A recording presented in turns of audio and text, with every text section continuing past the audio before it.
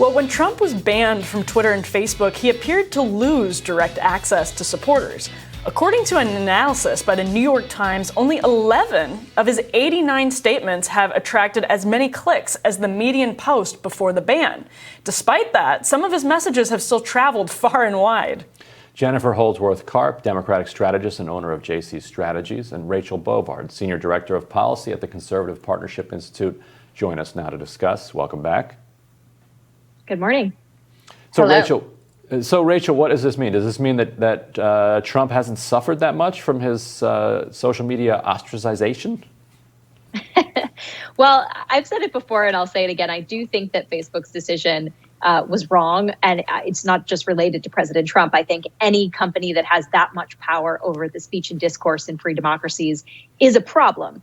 But that being said, when I looked at the New York Times article, the subtext there is pretty clear, and they're somewhat unhappy that President Trump is speaking at all and his words are resonating anywhere. But this is how speech works. If people want to hear from him, they're going to find a way to hear from him. Now, it's notable that he's still, his reach has been minimized because, as we know, Facebook's reach is massive. So lack of access to that platform, I think, does hurt him. But ultimately, he's going to find a way to be heard. And again, this is how speech works in America. So we're going to still hear more from him, fortunately or unfortunately. Jennifer, what do you make of these numbers? Do you think that they reflect poorly or they reflect well on Facebook's decision? I think that they reflect well. I mean, it's kind of obviously partisan here, but I do believe that the temperature has ratcheted down just a notch since he has not been on these forums. But exactly what happened is what we said what was going to happen. There is not some big chilling effect just because he doesn't get to yell in caps on Twitter and he doesn't get to post nonsense to Facebook. His message is still getting out there far and wide through all of his proselytizers. We hear from everybody who supports President Trump. We hear, we see people share his statements that he's putting out. Even though he had a very short-lived blog or website or whatever it was that he was putting out this past month, he still has multiple megaphones in order to talk to the American people, including quite often on Fox News. So no, there is no chilling effect just because he doesn't get to utilize these other forums. Clearly, from the New York Times analysis, his message is still getting out there. Jennifer, can you square a circle for me, though? Because you say that on one hand, Trump's absence from these platforms has ratcheted down the temperature, but on the other hand, you say it hasn't affected his ability to get his message out far and wide. How do you explain the disconnect between those two things?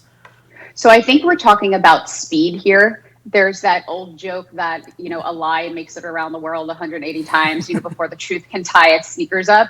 That's what we're talking about in terms of how he's delivering this message and the speed at which it gets to folks, where sometimes by the time somebody has read the message, we've already moved on to the next issue. When he has direct access to these forums, it ratchets everything up in an immediate sense, and everybody is responding and the misinformation is out there. So taking a step back and having him have to semaphore his lies around the world is better for American democracy.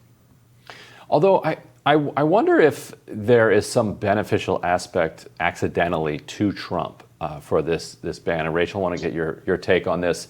A main reason that Democrats control the Senate is because of the $1,400, $2,000 checks that became a central campaign issue. But also, both Georgia Republican senators were supporting this kind of stop the steal, and they were working with Trump to try to overturn the election, and it turned off a lot of suburban voters. According to New York Times reporting, Trump now is going around telling people that he's going to be reinstated president in August. If he were not forced to just say that privately, but instead he were firing off all caps tweets, they get the White House ready for me because I'm coming back in August. You could see a case where that ratchets up the heat because it gets his core supporters excited about this possibility that he's coming back. And at the same time, everybody in the middle is like, whoa, you're not coming back in August? What are you talking about? Go away. and his numbers just continue to shrink into that core strength. I don't know. What do you think about that, Rachel? Yeah, I mean, I do think it goes back to this idea that people that want to hear from Trump are going to seek him out. His message isn't going to resonate and, go bonkers across the world like it did before. He lacks access to the megaphone that allowed him to do that, which very much was social media. But, I think the answer to bad speech has always been what it is, which is more speech. And so I think even if he's not, actively accessing Facebook and Twitter to say these things, people are going to push back on them. You've seen this, across the board, even with this claim that he's going to be back in August. I think people are, it's less powerful than it used to be. And I don't know that that's necessarily because he has lack of access to Facebook, but more that people are just sort of moving on, to be honest. And he'll always have, I think, that core group of supporters, but I think it's less intense, I think, than it was 4 or 5 months ago. Jennifer, let me ask you a kind of 30,000-foot view question. If you could go back to, let's say, 2012 or whenever it was, when some of these platforms started to make decisions about what could or could not be said on those platforms, with the punishment, perhaps, of being totally excluded from it and losing your access to it. I think to some extent these platforms got themselves into a difficult situation by starting to make a lot of decisions about what could and couldn't be said. You may disagree with me on this. I think, I'm a free speech maximalist. Say everything, let it all be said, and then you don't have to have any of these conversations about what can and can't be said, which totally confuse this entire discussion. We just continue to have these lines reinforced when everybody pounces on somebody who says something disgusting or racist, and then we reinforce the boundaries that is wrong. I think that's sort of the beauty of a maximalist free speech approach to this. But would you, if you could go back in time and you were Mark Zuckerberg or you were Jack Dorsey, would you start drawing these lines in the way that they did on their platforms, to the point where we're now sort of having to have all of these discussions on a daily basis about whether this person or this person or this person violated this rule or that rule and should be allowed to do this or that?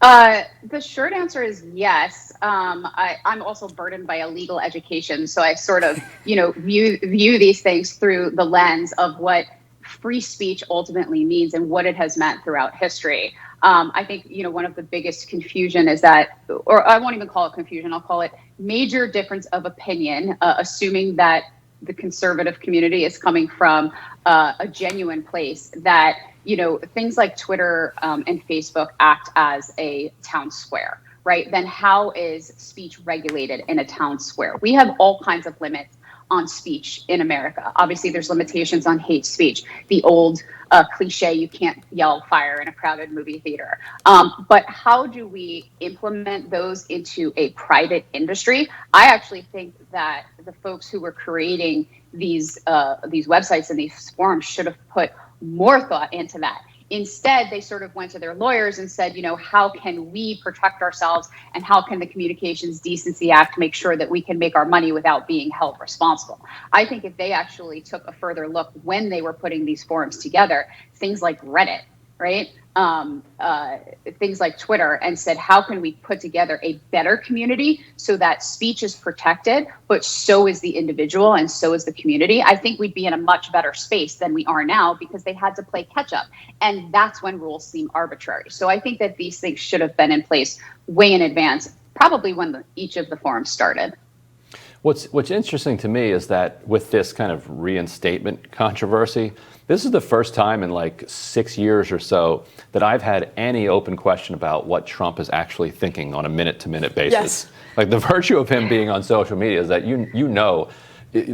there's no doubt whatsoever, where he's coming from at that precise moment, and that allows the public to then organize itself either for or against him. So we're in a kind of a confusing and disorienting place. And I'll just add one point. I agree. It's almost liberating, but I'll just add that there was a controversy last week where Naomi Wolf, sort of former feminist, I guess she's still a feminist, who's been saying just like absolutely insane stuff about COVID and about the vaccines on Twitter, got banned from the platform or suspended from the platform. And I watched that example play out, and I was like, every single person here knows that what she's saying is nuts. The people who are retweeting and liking her are already with her on this issue, right? Like, they're not learning from her that COVID vaccines let you time travel, right? Like they already believe that, and that's why they're retweeting it. And honestly, I want to know what those people are thinking. I don't want them banned to far off corners of the internet that I don't read. I want to know what the small slice of the population thinks about something absolutely nuts like this. So I thought that was actually a good illustration of the sort of free speech